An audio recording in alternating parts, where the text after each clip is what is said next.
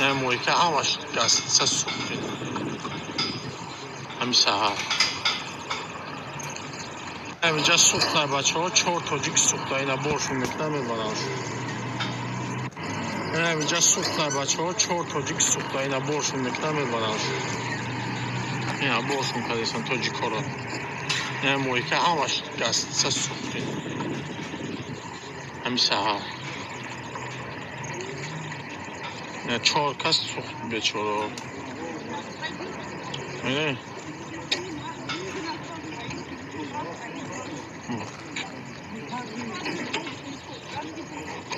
اینجا سوخته این موقعی که گاز ثابت یک مرد ثروتمند با ماشین زیبا آمد و نزد یک جوان فقیر ایستاد. از ماشین پایان شد و به نزد این جوان آمد و نشست. در چهره این جوان غم را احساس کرد. به این جوان گفت ای مرد خدا، چرا غمگین هستی؟ با چه فکر فرو رفته ای؟ این فقیر پسر به ماشین نگاه کرد و گفت من هم آرزو دارم که مثل تو چنین ماشین زیبا داشته باشم. این آرزوی درینه من است. این مرد ثروتمند وقتی این سخن را شنید کلیدهای ماشین را برآورد و به این فقیر پسر داد و گفت تو امروز به آرزویت رسیدی. روز می شده باشد که من هم به آرزویم برسم. این فقیر پسر گفت آرزوی تو چی هست؟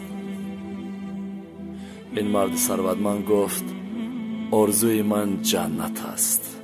جنت. یک مرد معیوبی که یک پا نداشت با یک کوچه گذر کرد. نگاه کرد که یک جوان دیگر در یک کنج آن کوچه نشسته است. نزد او آمد و گفت ای جوانی خوب، چرا در زمین نشسته ای و غمگین هستی؟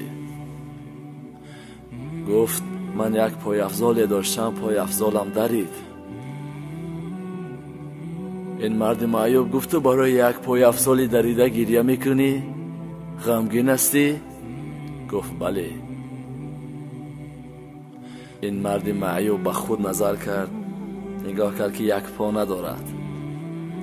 گفت شخصانی هستند که پای ندارند اما ناشکری بیان نمی کنند و خوشحال هستند.